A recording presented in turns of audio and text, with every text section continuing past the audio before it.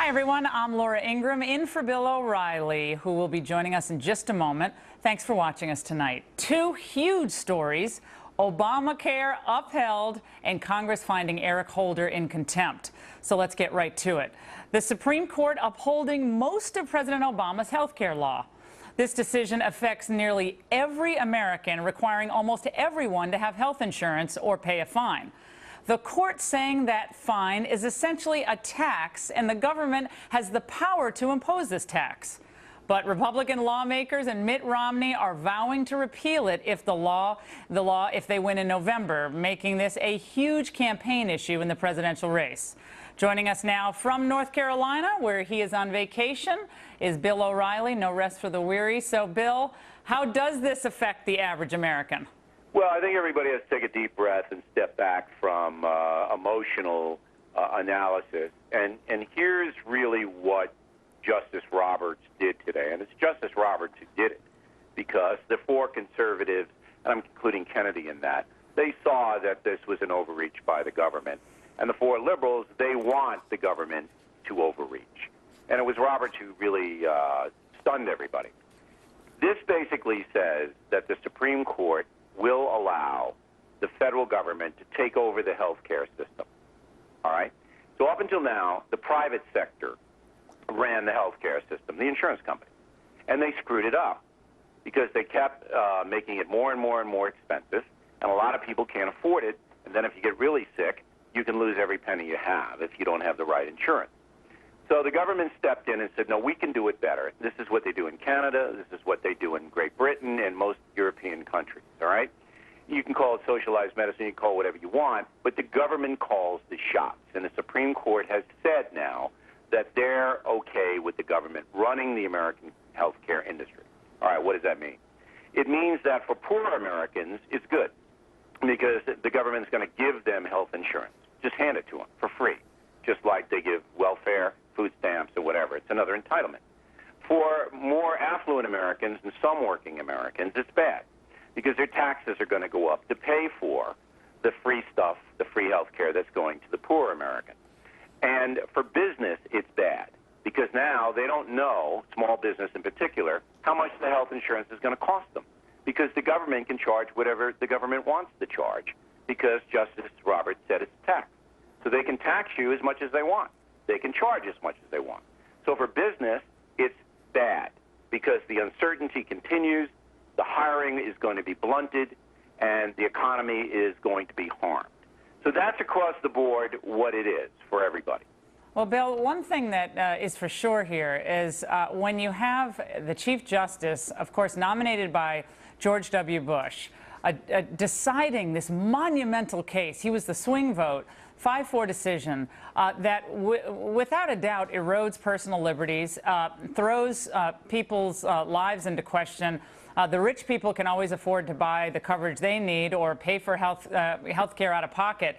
But the middle class that Barack Obama said he was going to protect under this ruling written by the Chief Justice, they're really going to get shafted here, because they're going to pay for this monstrosity one way or another, through this, quote, taxation or through continued ramped up care that ends up being rationed in the end. Well, it's going to be rationed, because there aren't going to be enough doctors to distribute the care. So if you want a hip replacement, you're going to wait a much longer time than you would now. But you hit it right. The rich people are going to be able to pay a doctor to do it. A lot of doctors are just going to opt out. They're just not going to, be involved with it, and they won't take Medicare and Medicaid, and they're just going to say, I'm going to be a private person, and that's what they do in Great Britain. But here's the big rub here. Americans have to decide what kind of country they want, Laura. Because in November, if Americans go to the polls and say, we don't want the government running everything, because that's what Barack Obama wants. He wants a huge federal government to level the playing field and redistribute income. That's what the man wants. It's obvious. This is another play on that.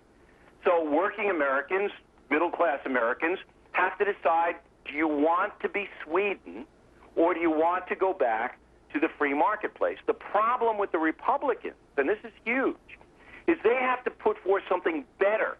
Romney can't just say, I hate Obamacare, I'm going to repeal it if I'm president. Number one, he can't repeal it unless the Senate goes Republican, all right? And number two, he's not going to win the presidency unless he says, here's what I'm going to do that's better. Because there is no question that the private insurance companies have allowed it to get out of control. The medical costs to get out of control. Well, right. A lot of that is because the hospitals have done it. Competition is not really in the insurance marketplace. We know that. The medical malpractice, it's all out of control. And instead of the government saying we're going to fix the private system, we're going to fix it by setting up rules about lawsuits, by setting up rules about catastrophic insurance. Instead of doing that, they said, no, we're going to run it all. And this is a huge power grab. So now, under President Obama, the federal government is becoming a huge colossus. And you're right. It intrudes on personal freedom because you don't have the right to do anything other than what the government tells you to do unless you have big bucks. Yeah, I mean, the bottom line is now that this is called a tax, and this is not the way the statute was written, the court rewrote the statute to uphold it. But if you call this a tax bill, that means that pretty much the government can make you do anything that's in the general interest, and then call it a tax. They'll penalize you. It can charge as much as it wants or as little as it wants. Exactly. And Romney, Bill, before we let you go, Romney raised about $2 million since the decision came down. That blogosphere has been going crazy. People tweeting the Romney campaign. Translate into votes. You know, the conservatives don't want this because they want smaller government, not more powerful.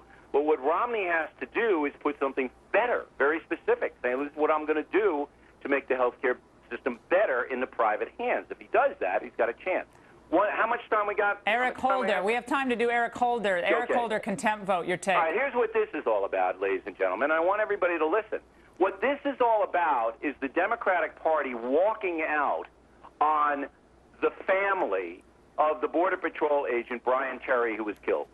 That's what this is all about. Nancy Pelosi and her acolytes who walked out of that chamber today, instead of just casting a vote of conscience, all right, against, because that's what they believe. They believe that Eric Holder shouldn't have to explain what happened here. That's what the Democratic Party believes. They walked out on this family. This family has a right to know how their son was killed, who ordered the program, when the Attorney General and the President knew about the program, and what the Attorney General did after he knew. We have a right, but more importantly, the Terry family has a right as Americans to know how their son was killed. And the Democratic Party and the President of the United States says to the Terry family, blank you, we're not going to tell you. That's what it's all about. All of the other stuff is BS. It's telling the family, we're not going to tell you how your son was killed. We are not going to do it. That's outrageous. But instead, all of this stuff is being lost in the political morass. So I want to boil it all down. Reviewing this decision by the Supreme Court heightens the power of the federal government. They take over the healthcare industry, period. The walkout of the Democrats and the executive privilege invoked by the president says to the Terry family and every other American, we are not accountable to you. We will not tell you how this Border Patrol agent and dozens of other people were killed. We are not going to do it. It's outrageous. But people have got to figure it out, and they got to go to the polls in November, and they have to decide what kind of country they want, period.